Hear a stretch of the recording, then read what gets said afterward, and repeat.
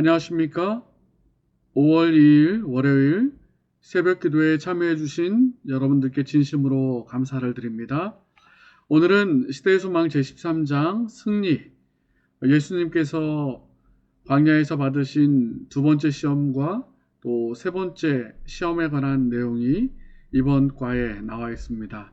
오늘은 두 번째 받으신 시험의 내용을 살펴보면서 함께 말씀의 은혜를 나누길 원합니다. 마태복음 4장 5절로 6절에 이에 마귀가 예수를 거룩한 성으로 데려다가 성전 꼭대기에 세우고 가로되 내가 만일 하나님의 아들이거든 뛰어내리라.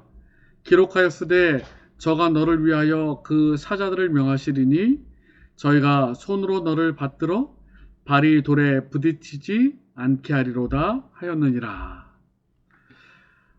사단의 시험의 특징을 보면 시대의 소망에는 이렇게 말씀하십니다. 오늘 말씀에도 사단이 하나님의 말씀을 인용하는 장면이 나오는데요. 간교한 원수 자신이 하나님의 입에서 나오는 말씀을 제시하고 있다. 시대의 소망 124페이지에 말씀하고 있습니다. 또한 계속해서 시대의 소망에는 이렇게 말씀하십니다. 그가 성경에 정통하며 쓰여진 글의 의미를 깨닫고 있다는 것을 명백히 드러낸다. 사단은 시험할 때에 하나님의 말씀으로도 시험을 하는데 그 말씀의 의미를 사단이 깨닫고 있다. 그렇게 시대의 소망은 말씀하고 있습니다. 또한 계속해서 시대의 소망이 말씀하시기를 내가 만일 하나님의 아들이거든 이란 말씀을 통해서 의심을 암시하는 말로 시작한다. 이렇게 이야기합니다. 그래서 사단은 하나님의 말씀을 인용하긴 하지만 하나님의 말씀에 관한 의심을 암시하는 말로 사단의 시험이 이르러 온다는 점을 말씀하고 있습니다. 그래서 먼저 하나님의 말씀을 의심하게 만들고 그리고 하나님을 시험하도록 그렇게 유도하는 것이 사단의 방법인 것입니다. 내가 만일 하나님의 아들이거든 그렇게 하나님의 말씀을 의심하게 하고 그리고 하나님을 시험하게 만드는 것이에요. 우리가 이 말씀을 묵상하면서 기억해야 할 점이 있습니다. 자신의 어떤 이론이나 행동을 합리화 혹은 정당화하기 위하여 성경을 왜곡되게 인용하는 것은 사단의 정신이라는 것입니다. 제가 여호와의 증인 또 신천지 교인들하고 이야기 나눈 적이 있었는데 참 하나님의 말씀을 너무나 자기 합리화 또 자기 정당화를 위하여 인용하는 것을 너무나 많이 보게 돼요. 왜곡되게 인용하게 되는 것을 그리고 아무리 성경 말씀을 드려도 받아들이지 않으려 하는 그러한 모습을 보게 되는 것입니다.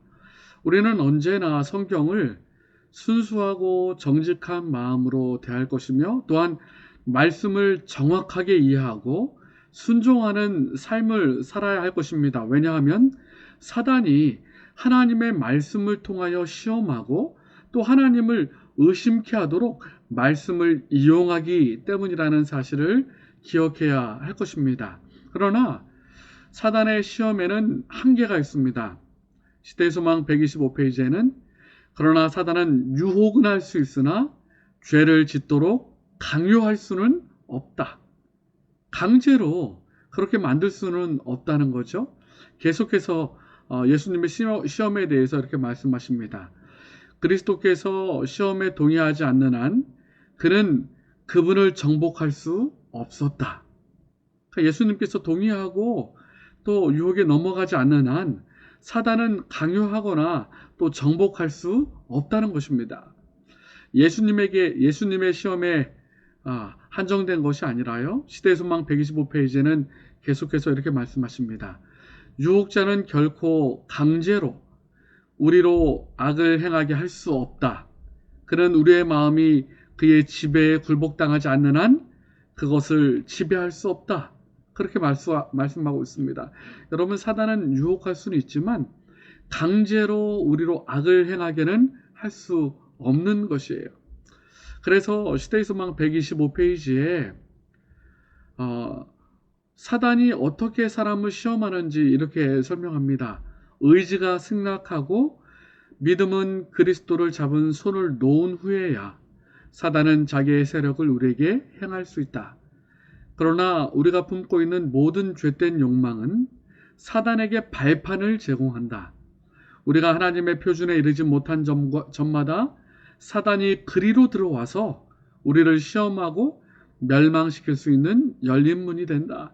사단이 이렇게 유혹한다는 것인데요.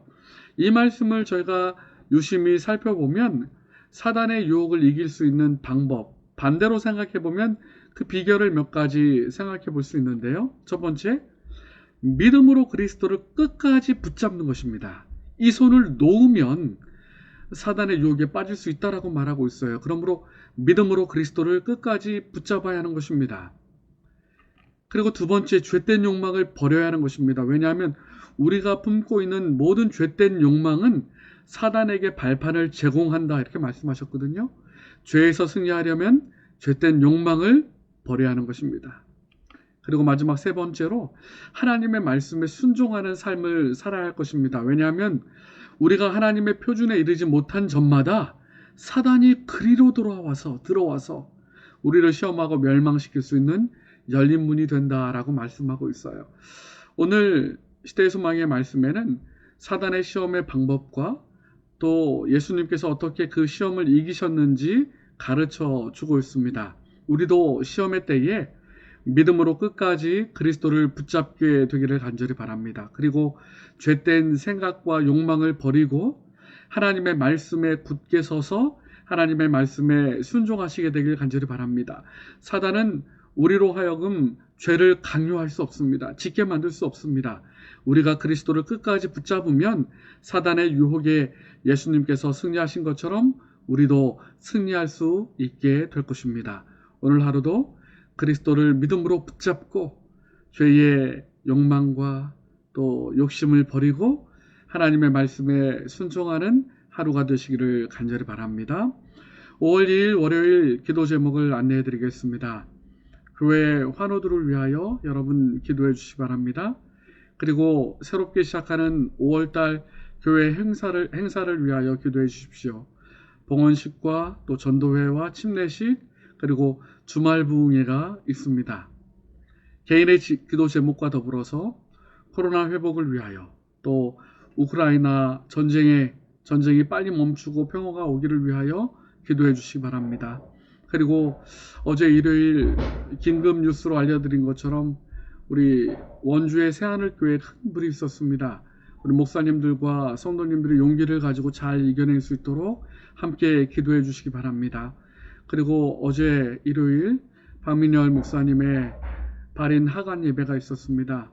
안타까운 소식이었는데요. 우리 유가족들과 또 토평교회를 위해서 함께 기도해 주시기 바랍니다. 믿음으로 이겨내고 또 하나님의 은혜와 섭리가 함께 하실 수 있도록 이 시간 함께 음악이 멈출 때까지 계신 곳에서 기도해 주시면 너무나 감사하겠습니다. 감사합니다.